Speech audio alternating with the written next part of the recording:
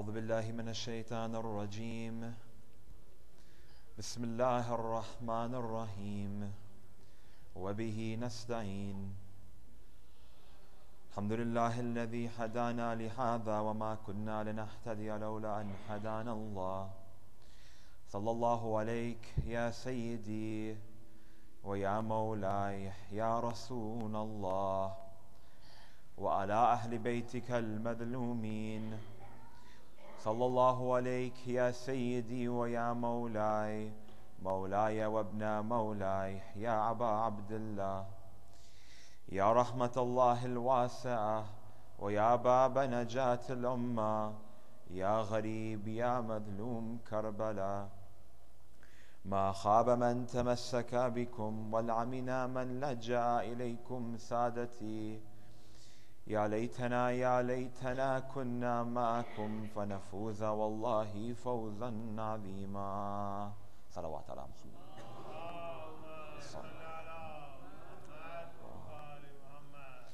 قال الله العظيم في محكم كتابه الكريم والقول كالحق والأصدق القائلين أعوذ بالله من الشيطان الرجيم بسم الله الرحمن الرحيم يا أيها الذين آمنوا أطيعوا الله وأطيعوا الرسول وأولي الأمر منكم صدق الله العلي العظيم. صلوات على محمد.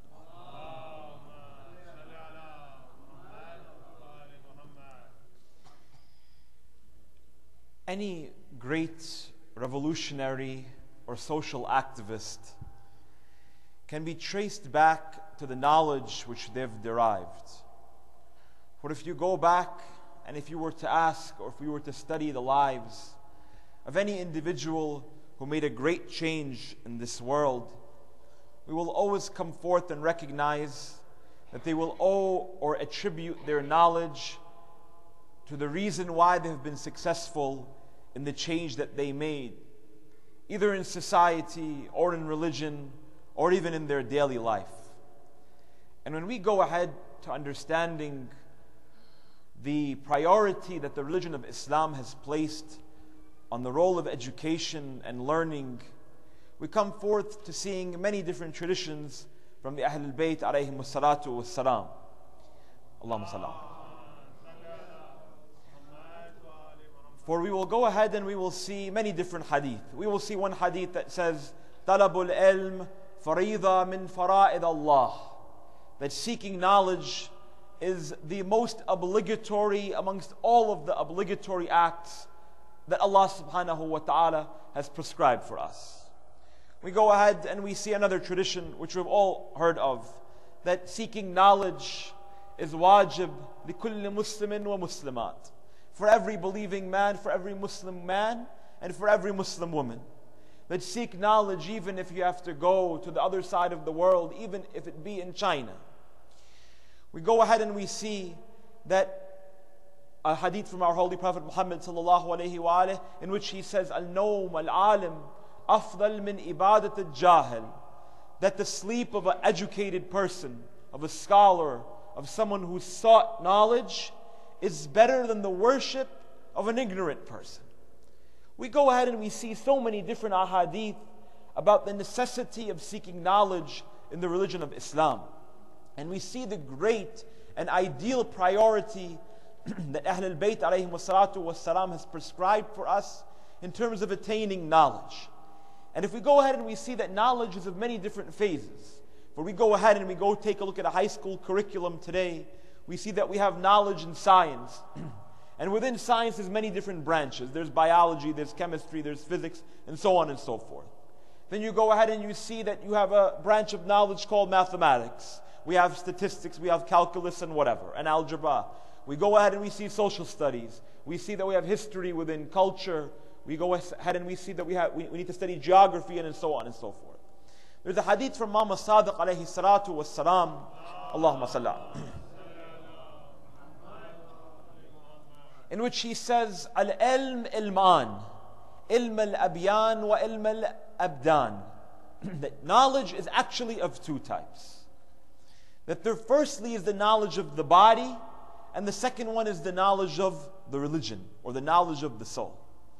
And he prescribes a code of conduct for all of his followers to abide by. What does the Imam say? The Imam says that if you want to do anything in this life that is worthwhile, seek one of these two knowledges. Be it religion of science, religion of the body, religion of medicine, so on and so forth, or the knowledge of science, or the knowledge of medicine, or the knowledge of religion. Go ahead and take these forms of knowledge and use them in your daily life. For both of these forms of knowledge are practical. Sallu ala Muhammad wa ali.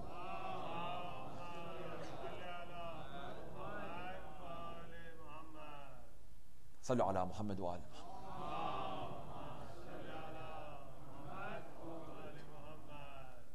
And if we go ahead and we see amongst the lives of Ahlul Bayt alayhimus salatu was salam, they were almost always the foremost in terms of attributing knowledge, in terms of teaching knowledge, and in terms of preaching knowledge. One day, Ibn Abbas, one of the companions of the Prophet, and Imam Ali ibn Abi Talib, who was also their cousin, he came toward Amir al-Mu'mineen alayhi salatu was salam. He said, Ya Amir al-Mu'mineen, he said, us, me, and a couple of the other companions, we've discussed and we decided that we want to take some of lessons of tafsir from you, from the exegesis of the Holy Quran. Imam Ali says, it is my pleasure. He said, when do we begin? He said that we've all agreed and we've all decided that we want to go ahead and study after Salatul Maghrib and Salatul Isha in the Masjid of the Prophet. He said, no problem. We will begin after Salatul Isha. It is said, Ibn Abbas narrates, that we gathered around Amir al-Mu'mineen alayhi salatu was salam, and he began to teach us the tafsir of the Quran. He began with Surah Al-Fatiha. The adhan for Salatul Fajr came. When did we start? After Salatul Isha. The adhan for Salatul Fajr came, and we did not even complete the ba in Bismillah ar-Rahman ar-Rahim. So we go ahead and we see that the knowledge that Amir al-Mu'mineen, the knowledge of Ahlul Bayt, and the knowledge that is for us, the followers of Ahlul Bayt alayhimus salatu was salam, is vast. All we have to do is go ahead and begin to study that knowledge, is to go ahead and begin to seek that knowledge, is to go ahead and able to let that knowledge soak in our hearts and soak in our souls and in our minds, in order that we are able to apply that knowledge. In another instance, there was a man who came to his teacher. This man was a student in the Hawza, in the traditional Islamic seminary. He goes to his teacher. It is the night of Laylatul Qadr. He says, oh my teacher, give me the best dua to recite on the night of Qadr. He says, best dua? He said, go ahead and pick up a book that is taught by Ahlul Bayt alayhim salatu wassalam. Go ahead and read the hadith of Ahlul Bayt. Go ahead and study the knowledge of Ahlul Bayt. Go and study Quran. Go and study fiqh. Go and study usul. Go and study akhlaq. Go and study any of these fields. You go ahead and study these fields. It is better than any dua that you can be sitting in your entire night reading and you won't even understand. So seek knowledge. And then if we go ahead and we see other traditions of a different variation from Ahlul Bayt alayhim salatu wassalam. What are these traditions? These traditions suggest the importance of a teacher in the religion of Islam. We go ahead and we see Imam Zainul Abidin alayhi salatu wassalam. Allahumma salli ala. In his immaculate work, Ar-Risalat al-Huquq, he prescribes about 12 rights of the teacher over the student. And quickly, he basically briefs them into a couple of different categories. The first of these categories is to respect your teacher. Number two is when you come to your teacher's gathering, make sure you bring a notebook and a pen. Be prepared for your teacher's lesson. Make sure you do not speak over your teacher. And if we go ahead and we study each and every one of these 12 rights of the teacher, we begin to question ourselves, why so much importance for the right of the teacher in the religion of Islam? Why? We have a hadith that says, Man huwa alamni harfan fahuwa mawlai. Or another tradition, Man huwa alamni harfan kuntu lahu abdan. That the one who has taught me a letter, he becomes my master. And another tradition says that the one who has taught me a letter has enslaved me. I become his slave. So why so much emphasis on the teacher? We go ahead and if we take examples from history, we see that teachers have had the potential and have the ability to influence each and every one of our lives. For we all go back ahead and we think back in our lives, we'll always find that there was one teacher who caused us to take the career path, or to go ahead and study in university or in college. The reason why we took that course is we trace it back to a teacher who inspired us. And if we go ahead and we see examples in history, we see the example of Umar bin Abdul Aziz, one of the Khalifa, one of the caliphs of Bani Umayyah. He was an individual, of course, who was born and raised in the household of Bani Umayyah. What happened? He sat in the presence of a teacher. That teacher would always praise Ali ibn Abi Talib. Thus, when he became the caliph of the Muslim Ummah, what did he say? He stopped the cursing of Ali ibn Abi Talib from the minbar of every single Friday Jum'ah khutbah. We go ahead and we see another example, the example of Muawiyah II. Muawiyah is whom? Muawiyah II is the son of Yazid, the killer of Abi Abdullah al-Husayn alayhi salatu wassalam. We all know that when Muawiyah took over the Khilafah of his father, his first order of business, he climbed up on the minbar of Rasulullah and he said that I am disgraced of my father and my grandfather, Muawiyah I, of course. When they asked him why, he responded these words. He said, when I was a young boy, I had a teacher. And this teacher would always speak about the virtues and about the valor of Ahlul Bayt alayhimus salatu wassalam. And thus when I come forth and see the actions of my father, they go completely against the traditions of Ahlul Bayt alayhimus salatu wassalam. It is said that as soon as the authorities found out about this teacher of Muawiyah II, they took him and they buried him alive. So we go ahead and we see that knowledge is an important necessity in the religion of Islam. But we go ahead and we see that so many of the things that we hear in the majalis, we cannot act upon them. And this is something that is extremely unfortunate today. For if we go ahead and truly analyze all of the knowledge that we get from the minbar of Abi Abdullah al-Husayn, that is in our books, that we have so many sources today. Today they're not only in Arabic, they're in Urdu, they're in English, they're in Persian. They're available in all different forms of literature. That is important and is extremely vital for each and every one of us to do something with that knowledge. But we ask, what can we do with that knowledge? We go ahead and we must understand. And we must recognize that if we take this knowledge and offer it back to the ones who taught it to us, our rewards can multiply and multiply and multiply. What do I mean? That today, you go on the internet, you go on satellite TV, you go all across the world in different newspapers, and there is a specific agenda that is attacking the school of Ahlul Bayt alayhimus salatu wassalam. And it is extremely vital and extremely important that each and every one of us, we seek knowledge in order to defend Ahlul Bayt alayhimus salatu wassalam. For during the time of the Umayyads, what did they used to do?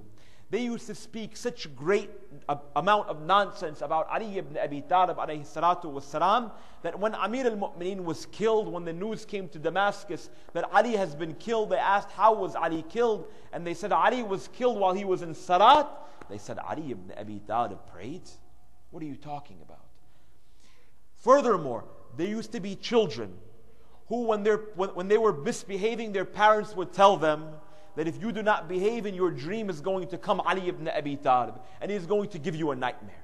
So this is the type of propaganda that began to filter into the Muslim community. But if we go ahead and analyze the amount of propaganda that has been lodged and that has been attacked against our second Imam, Imam Hassan ibn Ali ibn Abi Talib alayhi salatu wassalam, Allahumma salli ala. We have no other response except to defend Imam al-Hassan alayhi salatu wassalam. For Imam al-Hassan is not only madloom in terms of this day where his grave in Baqi is no longer there. No. But Imam al-Hassan alayhi salatu wassalam is also madloom in this time. In our own communities, the ones who claim to be the followers of Ahlul Bayt alayhi salatu wassalam. For when they come, they do not come to the majlis of Imam al-Hassan. They say, we'll come for Imam al-Hussein, we'll come for Imam Ali, but we'll never talk about Imam al-Hassan. What is this? Sibt al-Akbar, Sibt Rasulullah, Sayyid Shabab, Ahl al-Jannah. Imam Hassan ibn Ali gets this type of treatment for the ones who claim to be his lovers? Unbelievable. And if we go ahead and we see what does the religion of Islam say about defending the Ahlul Bayt alayhimus salatu wassalam, just take a look at this one example right here. There was one scholar who wrote a book about Imam Ali alayhi salam and defending him and defending the tradition of the day of Ghadir. When Rasulullah Muhammad sallallahu alayhi wa alihi wa sallam said, "Man kuntu mawla, fahada aliyun mawla, Allahumma al-wali man wala, wal-adi man ada, wansur man nasara, wakhdul man khadara." There was one scholar who took this tradition and began to examine it amongst the different books of history. Began to examine it not only in the school of Ahlul Bayt, but also from the schools of different thought. It is said that after he had passed away, his son had a dream. His son had a dream. In this dream, he saw his father walking toward Amir al-Mu'mineen at the pond of Kawthar. And as he is walking toward Amir al-Mu'mineen, Imam Ali alayhi salam is picking up water from the pond and running toward the scholar who defended him and giving him the water to drink it. He's giving him the water to drink it. And the scholar, he says, "Mawla Amir al-Mu'mineen, how can it be that you are giving me water when I should be that to you? I am your servant, I am your slave." He said, "You did one thing for me, and I will always be the one to pay you back in this life and in the next." So we go ahead and we see that serving Ahlul Bayt alayhimus salatu wassalam is a priority in our life. For God forbid that on the day of judgment, Imam al-Hasan alayhi salatu wassalam will stand in front of us and say that, "Well, you went through so many websites in your day, you went through so many blogs, you saw so many books written that were written against me and that attacked my imamah, that attacked the walaya of Imam al-Hasan, and we just sat back there and we did absolutely nothing." When Ibrahim alayhi salatu wassalam was thrown into the fire of the king, the fire was so large, that all of the subjects in that city, they began to evacuate the city. We know the story. Everyone knows the story after he had broken the big idol. It is said that everybody, the fire was so large that they had to catapult Ibrahim alayhi salam from the city next door. And then all of the wild animals would even leave that city. And as all of the birds were migrating outside of that city where this large fire where Ibrahim was going to rest was, there was one tiny bird that used to go to the nearby pond. It would pick up a little bit of water and drop it on this fire. Would go back again and drop it on the fire. Would go back a third time and continuously do this. When all of the birds were leaving, they went and they asked this one bird, they said, "What are you doing? You think that your little tiny beak is going to put out this massive fire?" And he said, "No, I don't think so." They said, "Then what are you trying to do?" He said that on the day of judgment, when Allah subhanahu wa ta'ala asked me, "What did you do to help my prophet?" at least I can tell him that I tried. So we must go ahead forth, and in order to defend Imam al-Hasan alayhi salatu wassalam, number one, we must understand and recognize what are the attacks on Imam al-Hasan. Number two, we must have a sense of love and understanding of who is the character of Imam al-Hasan. And number three, we must make an effort in order to defend Imam al-Hasan alayhi salatu wassalam. Sallu ala Muhammad wa alihi.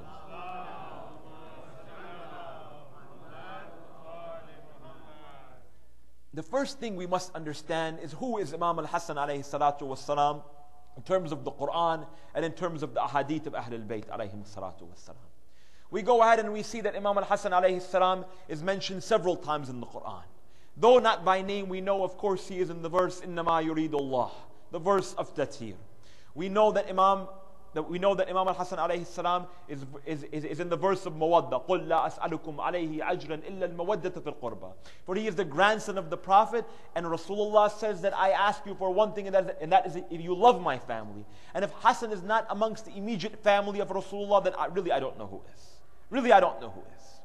We go ahead and we see that Imam al-Hasan alayhi salam, that the surah al-Dahr is revealed about Ahlul Bayt alayhi salatu wassalam.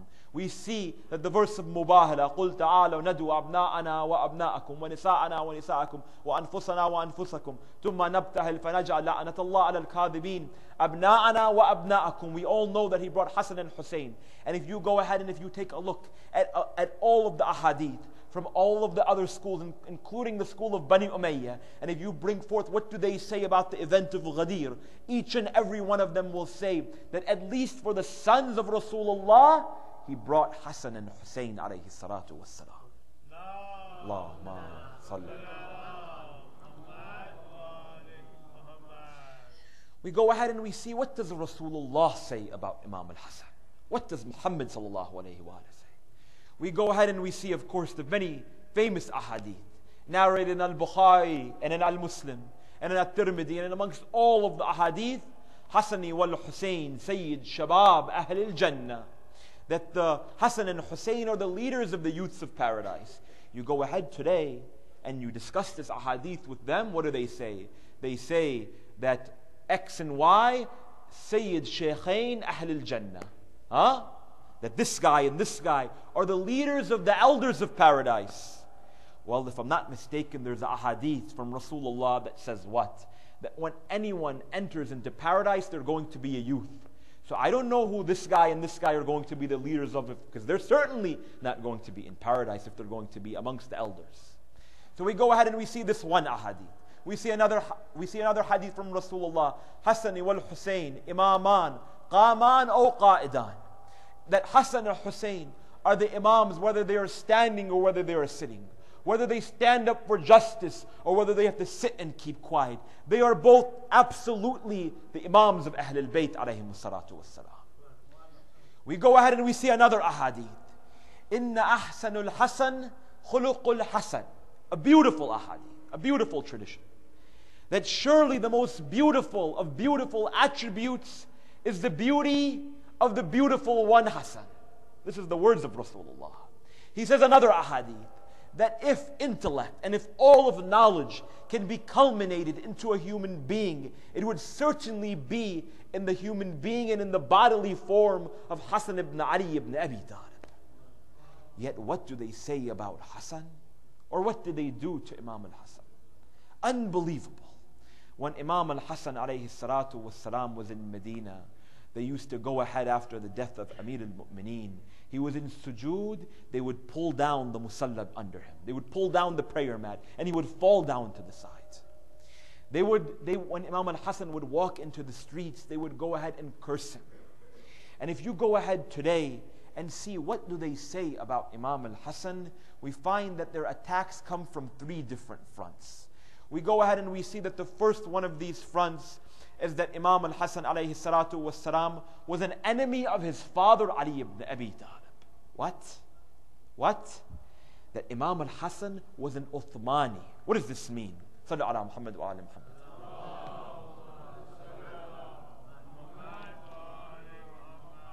During the time of Uthman ibn Affan, the third caliph, there was a certain group of people who subscribed to him, and there were others who were known the Shia of Ali ibn Abi Talib. Many historians today, Orientalists, they go ahead and they say that Imam al-Hassan alayhi salatu wassalam was in opposition to Amir al-Mu'mineen. For many Western historians, number one, firstly they say that Imam Ali was the one who killed Uthman ibn Affan, which absolutely is ridiculous, because Imam Ali alayhi salatu wassalam, when the siege came for the individuals who actually did kill Uthman ibn Affan, though Imam Ali alayhi salam did not support Uthman ibn Affan's khilafah, absolutely not. We are not stating that. But he did his humanitarian act, because Ali ibn Abi Talib is the man of humanity. Even his enemy, even the one who took over his right, he sent his two children, Hassan and Hussein, who were grown men at this time, to go ahead and defend Uthman ibn Affan, because they were worried about the destruction of the entire Muslim ummah during this time. But then you go ahead and you study the different ahadith, and there's a tradition that says that one day Imam al-Hassan alayhi salam was walking in the streets of Kufa, and there is also crossing Imam Ali alayhi salatu wasalam, his father, and they are walking in the street and they're crossing each other. And just listen to the absurdity of the ahadith. It says that Imam Ali said, "Oh my son Hassan," he said, "it is about time that you grow up and you perform the wudu properly." And then Imam al-Hassan responds to his father with these words, astaghfirullah. He says, "Oh my father, but you are the one who killed the one who performs the wudu properly in Uthman ibn Affan." So they go ahead and they show that Ali and they go ahead and they say that Ali and Imam al-Hasan alayhi salatu wasalam are at odds in this political issue. But if we go ahead truly and examine this, it is absolutely absurd and absolutely ridiculous. Why? Because we go ahead and we see that wasn't Imam al-Hasan alayhi salatu wasalam at the side of Amir al-Mu'mineen in Jamal and in Siffin and in Nahrawan? Why do they go ahead and they put this? Because they want to spread a propaganda against Imam al-Hasan alayhi salatu wasalam. And by God, if you thought that Fox News or CNN was good at propaganda, then all you have to do is go ahead and look at Bani Umayyah. That's it. They are the fathers of this type of propaganda. Muawiyah, Yazid, they were the fathers of this type. And if we go ahead and we see Banu Abbas later on, we're going to take a look at their propaganda, we will see that they're even worse than Bani Umayyah. So the first front that attacked Imam al-Hasan alayhi salatu wasalam was that he was at odds with Amir al-Mu'mineen alayhi salatu wasalam. And of course they only narrate this one incident. But if we go ahead and we take this look further, we see that there are many other incidents that say that Imam Ali alayhi salam and Imam al-Hasan were at odds. So this is number one. Sallu ala Muhammad wa ala Muhammad.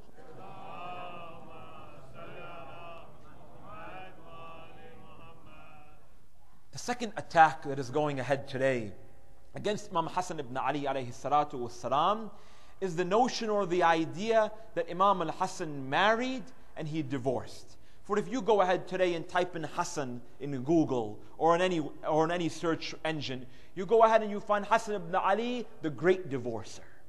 He is the individual who is known as the one who divorces women and marries them. They say that he would go ahead and marry 4 women at a time, and in the same sitting, after he had been with them that night, he would divorce them the next morning. And they stated that he continuously did this.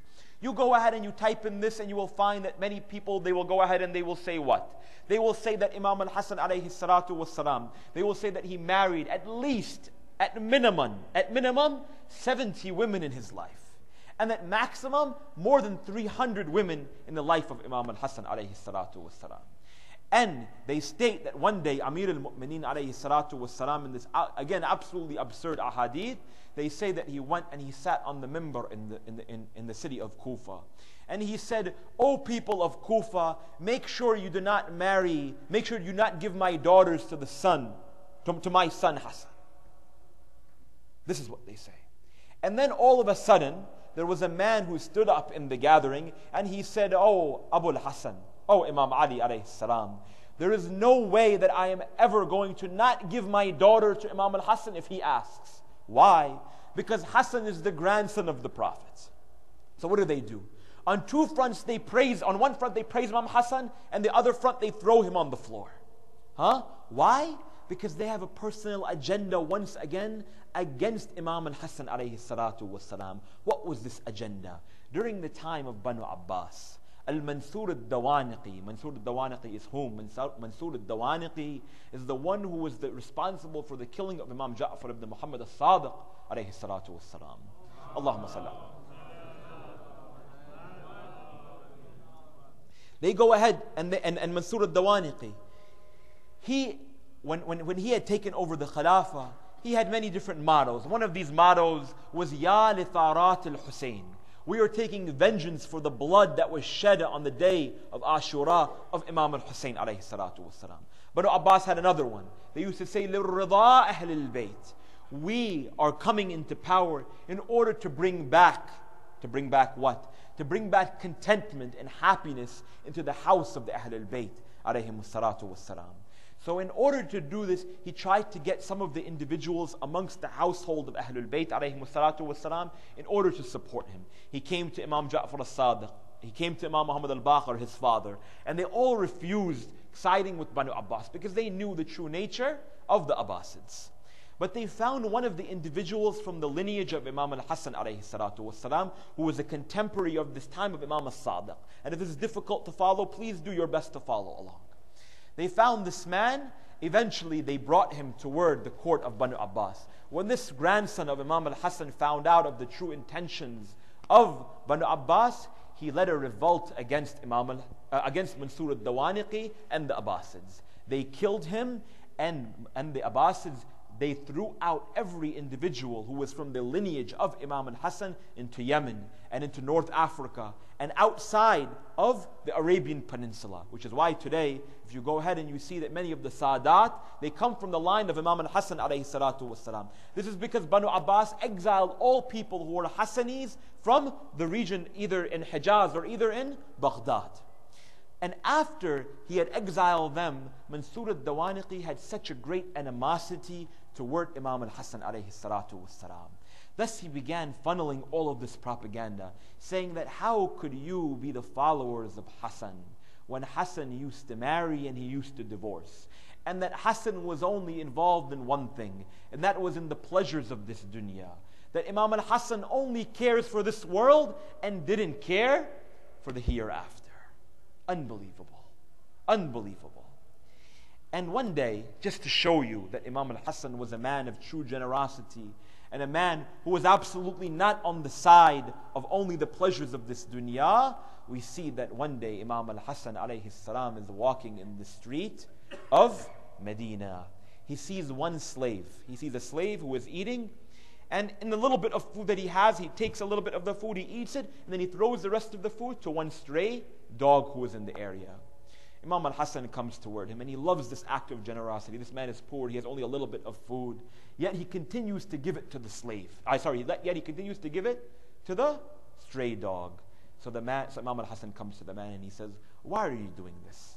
He says that when I look at this stray dog who comes to me and he sees when I'm eating, I feel bad as a human being, that how can this dog not even have any food? Imam al-Hassan, he smiled. He went into the house of the owner of this large plantation where the slave used to work.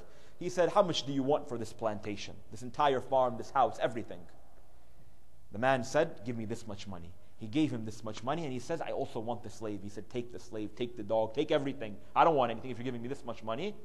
So Imam al-Hassan, he goes back, he tells the slave, he says that I have bought this property, I have bought this home, I have bought the dog, and I have bought you. Now I free you, and you are the king of this estate. Look at the generosity of Imam al-Hassan in the dunya. Yet imagine if we go ahead today and make a website, or give a lecture, or write an article in defense of Imam al-Hassan. What type of generosity is he going to offer us in the next life? Perhaps it will be Imam al-Hassan alayhi salatu wassalam, when we are walking to the pool of Kawthar, as that man was walking to Amir al-Mu'mineen, Imam al-Hassan, just imagine the scene, that he would stand up for us, he would run toward us, he would kiss our hands and offer us water. What an honor to be the servant of Imam al-Hassan alayhi salatu wassalam. Sallu ala Muhammad.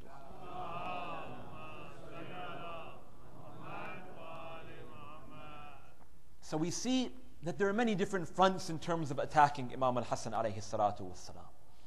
And the third front that goes ahead and attacks Imam al-Hassan is perhaps the most well-known and the most well-documented. What is it? It is the fact that Imam al-Hassan alayhi salatu wassalam signed a treaty with Muawiyah ibn Abu Sufyan. For you go ahead and you see many different people what they say about this treaty. If you go ahead and you take a look at other schools outside of the school of Ahl al-Bayt, they say that Imam al-Hassan signed the treaty with Muawiyah. Thus he was a supporter of Muawiyah. Thus he was a supporter of Bani Umayyah. This is why that today there is an individual who leads the prayers in front of the holy Kaaba, and he says that if I were there on the day of Ashura, I would have been the killer of Abu Abdullah. Astaghfirullah. Why? Because they have failed to recognize what happened in the relationship in this treaty signed between Imam al-Hassan and Muawiyah ibn Abu Sufyan. For if anyone were to go ahead and analyze what happened truly and what were the circumstances, historical circumstances that surrounded this treaty, we would absolutely know why Imam al-Hassan was forced to go into this treaty with Muawiyah.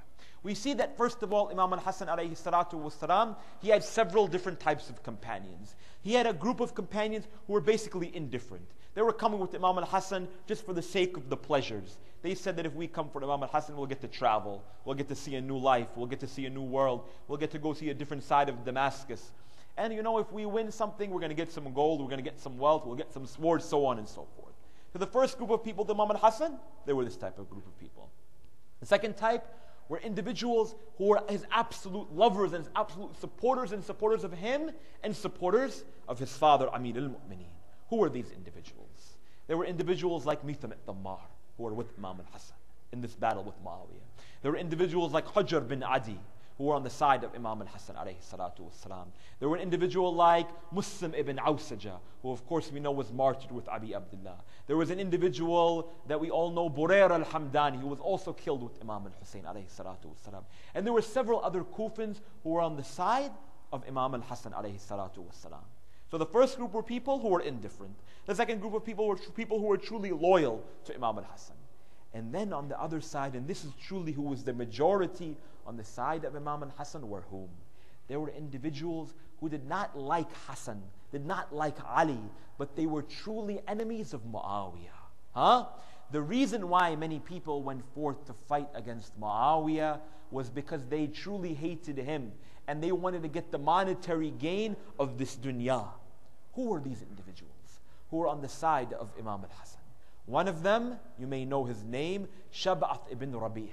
Shab'ath ibn Rabi' is whom? Shab'ath ibn Rabi' is the individual who was the commander of the Iraqi army on the side of Amr ibn Sa'd on the day of Ashura. Who? He's on the side of Imam al-Hassan alayhi salatu wassalam. There is another man by the name of Thanan ibn Anas. Thanan ibn Anas, when we recite the maqtal of Abi Abdullah al-Hussein on the day of Ashura, in the last moments of Aba Abdullah, Thanan ibn Anas is an individual who took a dagger and hit it on the head of Aba Abdullah. He was an individual whom was on the side of Imam al-Hassan. And there was one other man who everyone knows his name, who was also on the side of Imam al-Hassan. Who was he? His name was Shimr bin Dil-Jawshan. He was on the side of Imam al-Hassan. Now imagine the scene. How is Imam al-Hassan going to go into a battle if he has these type of people in his army? How? This is why when he went and approached his companions and he said, we can no longer fight, it is absolutely obligatory for us to go ahead and make this commitment and make this treaty with Muawiyah. It is necessary that we have to do it now. And if there's a time where we're going to have to come forth and fight again later, we will absolutely do that. Thus he told Mitham al-Dammar, be patient Mitham, your time is going to come. And he told Burair, your time will come with Aba Abdullah. And he told Muslim bin Awsaja, your time will come, O Muslim. It will come with my brother Imam al-Hussein. But for now we have to remain patient. Some of the companions, they came to Imam al-Hassan, and look how oppressed Imam al-Hassan. Even amongst his followers, they came to him and they said, oh Imam al-Hassan, how dare you go ahead and sign a treaty with Muawiyah?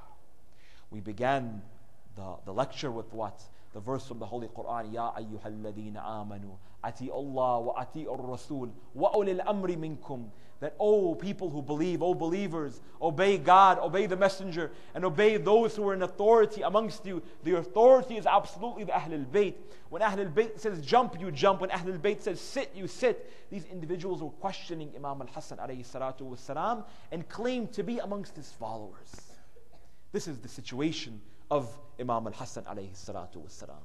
But if you go ahead today and if you look up Imam al-Hassan once again, look him up on Wikipedia. Go home everybody tonight, go on Wikipedia, type in Hassan ibn Ali. You will find that go to the section that says treaty with with Muawiyah.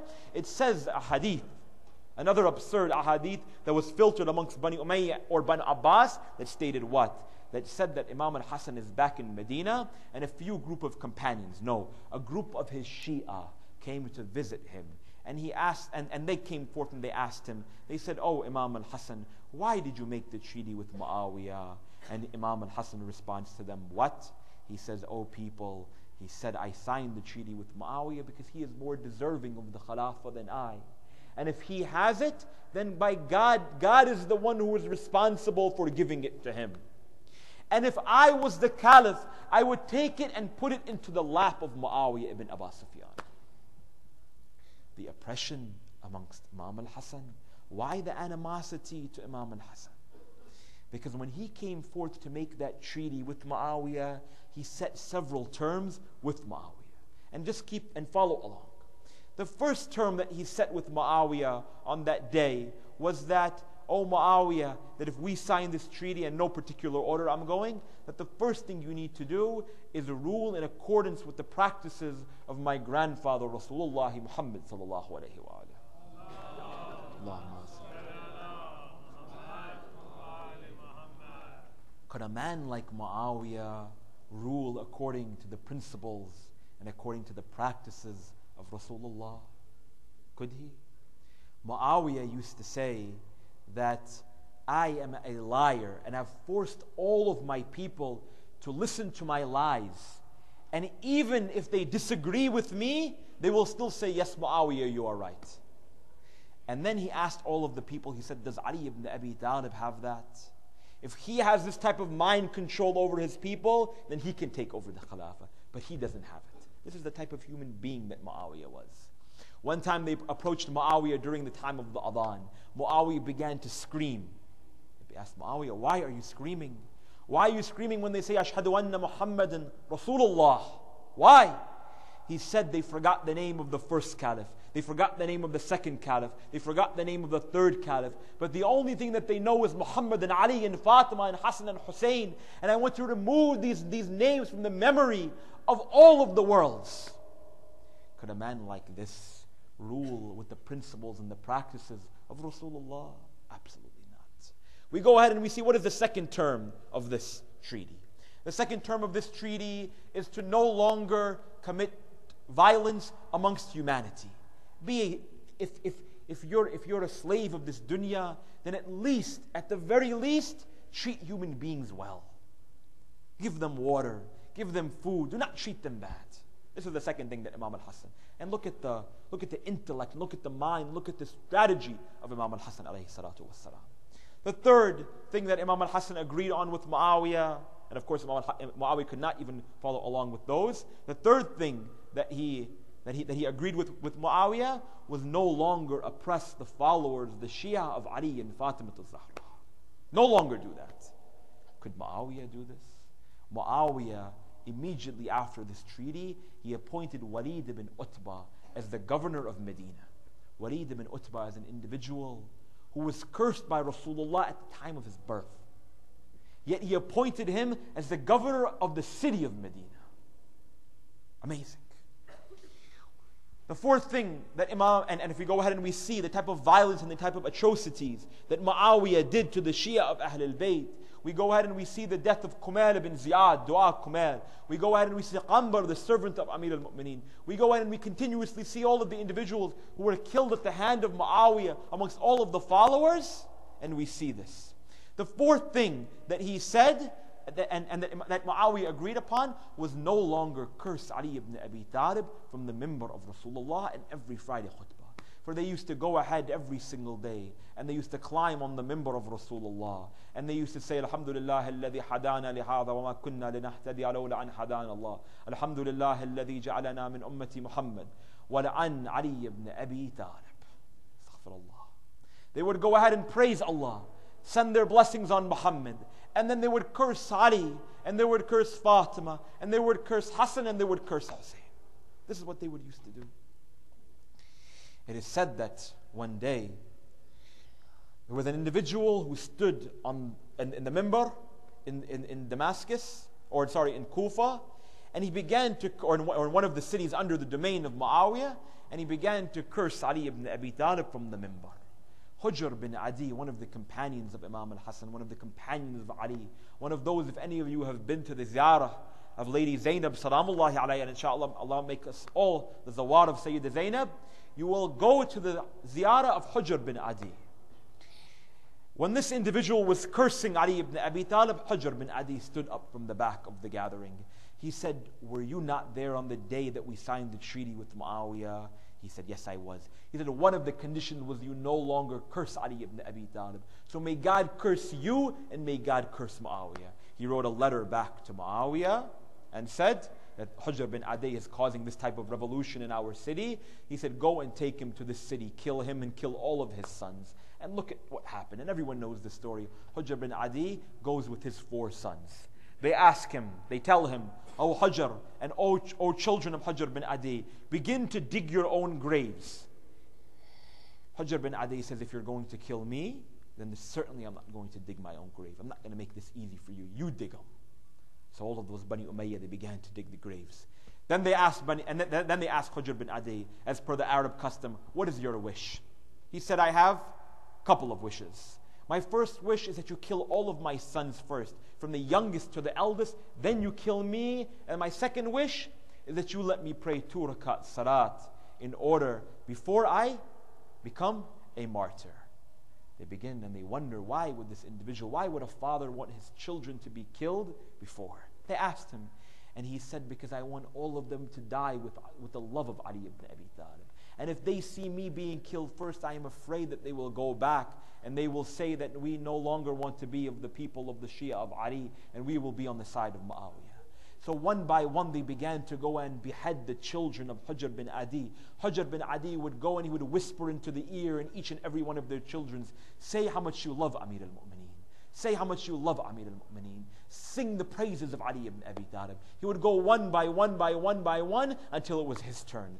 Then he said, let me go ahead and pray 2 rakat salat. It is said that he prayed salat so quickly that he's never prayed before. And the Banu Umayyah asked him, why are you praying so quickly? Usually whenever we go ahead and we kill somebody, they make it the longest prayer of their life. And he said, throughout history, I never want anyone to know that when I was going to be the one killed, that I was postponing my meeting with Ali ibn Abi Talib.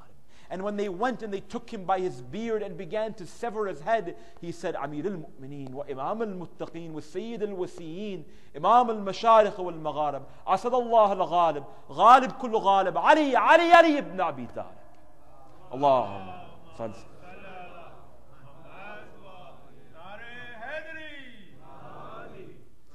So this is the type of people who are on the side of Muawiyah. And this is the type of the people who was on the side of Imam al-Hasan alayhi salatu wassalam.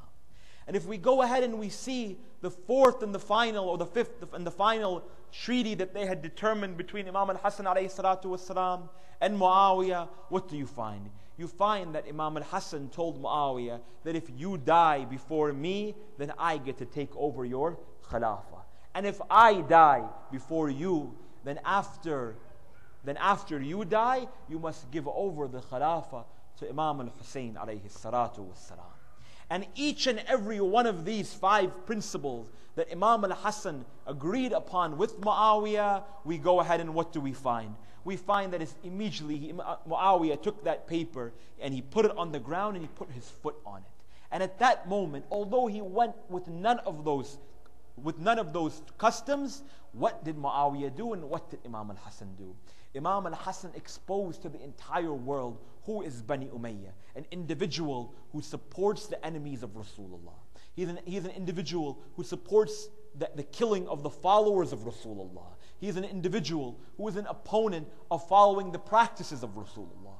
And he completely exposed the character and the individual of who is this Muawiyah. So when Muawiyah took that paper and ripped it in half and put it under his feet, he showed the entire world who was the house of Ali ibn Abi Talib and who was the house of Muawiyah ibn Abu Sufyan. This is what he did.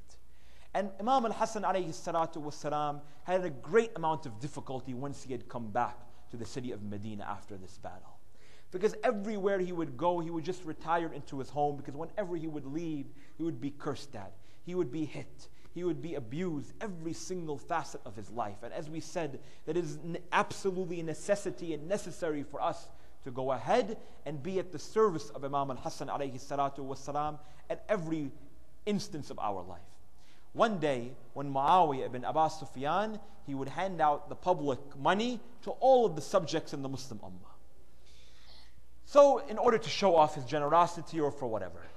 So it is said one day, Muawiyah, he asked his servant, he said, it is the end of the year now, and who did not receive my money? Who did not receive the money from the Baytul Mal? So the servant says, we've checked off every single name in the entire community except for one man. Who is that man, of course? Imam al-Hasan alayhi salatu wassalam. So Muawiyah tells the servant, then go ahead, go call Imam al-Hasan, tell him to take his money. And I know why he did this, Muawiyah is telling his servant. He said, I know why he did this. He wants to be the last one to come. So when he comes, he will think that I have no money left to give him. So he can go back and tell everyone that Muawiyah is so stingy. This is the type of mentality of Bani Umayyah. Imam al-Hasan eventually comes to the court of Muawiyah. He comes forth And Muawiyah tells Imam al-Hasan, he said, I know what you were trying to do. Imam al-Hasan said, I was not trying to do that, but if that's what you want to think, Wallahu a'lam, think whatever you want to think, no problem. Muawiyah goes ahead and gives him 2 large bags of money. He said, now go take this back and tell everyone how generous I am. So Imam al-Hasan, he takes the bag without responding, and he walks out. As he is walking out, the servant of Muawiyah is preparing the slippers for Imam al-Hasan so he can put the slippers on and walk out. And as he is walking out, Muawiyah, he says, oh Hassan, remember one thing. Imam al-Hasan turns around, he looks at Muawiyah, he says, tell me, oh Muawiyah. He says, remember that I am the son of Hind. Imam al-Hasan smiles. He takes the money, he puts on the slippers and he gives it to the servant. And the servant says, oh Muawiyah, let me tell you something. This is the son of Zahra. You are the son of Hind, but this is the son of Fatima. This is Sibt al-Akbar, Sibt Rasulullah. Imam al-Hasan alayhi salatu was salam hold an extremely prominent position in our religion and in the school of Ahl al-Bayt alayhi salatu was salam. And if we go ahead and we truly begin to dedicate our lives to the service in defending Ahl al-Bayt alayhi salatu was salam and defending Imam al-Hasan alayhi salatu was salam, we will bear the fruits of everything that he did in his life. And we will be amongst his greatest supporters and amongst his greatest companions. And Imam al-Hasan alayhi salatu wasalam, as we said, from his youth until his afterlife, until today, at Baqi, after they've demolished his grave, the respect that people have for Imam al-Hasan is absolutely unbelievable. For Imam al-Hasan was madhloom, of course, we even know from amongst his own wife. His wife was Ja'da bin Ash'at ibn Qais. This was an individual who was Imam al-Hasan's father-in-law. The wife of Ja'da, the father of Ja'da, was one of the enemies of Imam al-Hasan, was amongst the Bani Umayyah. It is said, as we all know, that Muawiyah paid her to give this poison to Imam al-Hasan, that if you do this, you will get this such and such large sum of money, and the second thing you will get is to marry my son Yazid bin Muawiyah. Of course, she received none of those. Ja'da took the poison that was sent all the way from Rome, according to one tradition, and mixed in the honey and fed to Imam al-Hasan. And if anyone understands and recognizes how much pain that Imam al-Hasan alayhi salatu was salam had to go through in those days, it is absolutely unbelievable. It is said that when all of the family of Imam al-Hasan alayhi salam, they would come forth and they would see Aba Muhammad, they would begin to cry just because of the paleness of his face and of the pain that Imam al-Hasan alayhi salatu was salam was feeling. One day it is said that Imam al-Husayn alayhi salatu was salam, he walks into the room where Imam al-Hasan is, and he tells him, "Oh Aba Abdullah, why do you cry?" He says, "Oh Aba Muhammad, I cry because of your station today." He says, "Oh Imam al-Husayn, oh my brother, go and bring me a bucket." It is said that Imam al-Husayn, he goes and brings his brother a bucket, and he says, "Oh Aba Muhammad, why do you need a bucket at this moment? Why do you ask such a question?" He says, "Because I have to vomit my own liver at this moment." It is said that Imam al-Husayn, he began to cry, and he began to cry, and he began to cry. Imam al-Hasan told him, "Oh Aba Abdullah, la tabkik, la tabki ya Aba Abdullah, la yawmaka yawmak ya Aba Abdullah." Don't cry, "Oh Aba Abdullah. There is no day like your day, oh Aba Abdullah. It is as if at this moment I see 30,000 people on the plains of Karbala. They are prepared to go ahead and shed your blood, oh Aba Abdullah." Oh my God, he's crying and beginning to narrate the maqtal of Imam al-Husayn to him, and all of a sudden Imam al-Hasan alayhi salam says, "Oh Aba Abdullah, now go and bring me a tissue." He says, oh Imam al-Hasan, why do you need a tissue?" Because he said, "I hear Zainab coming into the room and I do not want her to see what is in this bucket, so go and bring me a napkin so I can cover it." At that moment Zainab walks into the room and sees Aba Muhammad, Imam al-Hasan, and says, "Oh Imam al-Hasan, how could it be at this moment? What is this? How are you feeling?" And Imam al-Hasan says, "Oh Zainab, do not not cry for me now. For how are you going to cry on the day of Ashura when you see your two children being martyred, O Zainab? It is said that a few days later, Imam al-Hassan alayhi salam has died. Imam al-Hussein, he takes the body of Imam al-Hassan, he performs the ghusl, he wraps him in the shroud that Jibreel brought to the household of Ahl al-Bayt. He begins to take the body of Aba Muhammad Imam al-Hassan to the graveside of Rasulullah. He takes him closer to the graveside of Rasulullah to be buried next to Prophet Muhammad, when all of a sudden one of the wives of the Prophet, Aisha and Marwan ibn Hakam, and all of the Bani Umayyah, they begin to come with horses. They come forth toward the body of Imam al-Hassan, and they begin to shoot arrows at the body, at the janazah of Imam al-Hassan. Imam al-Hussein, he goes back, he takes the body back of Imam al-Hassan back to his home. He sees that 70 arrows were shot toward Imam al-Hassan alayhi salatu wassalam. 7 of these arrows pierced through the body of Imam al-Hassan, and Imam al-Hussein began to cry. Lady Zainab began to cry. Kulthum began to cry. But I ask you, O Zainab and Kulthum, how did you manage to see when Imam al-Hassan had 7 arrows through his body on the day of Ashura? Imam Muhammad Baqir says Aba Abdullah had 360 arrows in the body of Aba Abdullah on the day of Ashura. He says, my father, Imam Zain al-Abidin says, my father looked like a hedgehog on the day of Ashura. And Zainab began to cry, began to cry, began to cry. Imam al-Hussein said, oh Zainab, be patient, for your time is going to be much more difficult. Which is why when they came to Imam Zain al-Abidin alayhi salatu wassalam, he is in his last moments of his life. They came to Imam Zain al-Abidin, they said, why do you cry, oh Imam Zain al-Abidin? You've been through so much in your life. Why right now you cry so much? Do you cry because of what happened to Abbas? Do you cry at his severed arms? He said no. They asked him, do you cry, O Imam Zain al-Abidin, at what you saw that happened to Qasim? He said no. He said, do you cry at the fractured skull of Ali al-Akbar? He said no. Do you cry at the severed neck of Ali al-Asghar? He said no. Do you cry at when Shamr bin Ziljawshan sat on the chest of your father, Aba Abdullah? They said no. Now they asked Imam Zain al-Abidin, then what is it that caused you to cry so much as you cry right now? He said, Wallahi, if you saw my Aunt Zainab running from tent to tent on the 11th of Muharram, and you saw the whips of Shamr bin Diljawshan and Umar bin Saad on the back of Lady Zainab, you would cry the same way as I do. Ala la'natullahi ala al-qawm al-zalimin. Matam Hussein.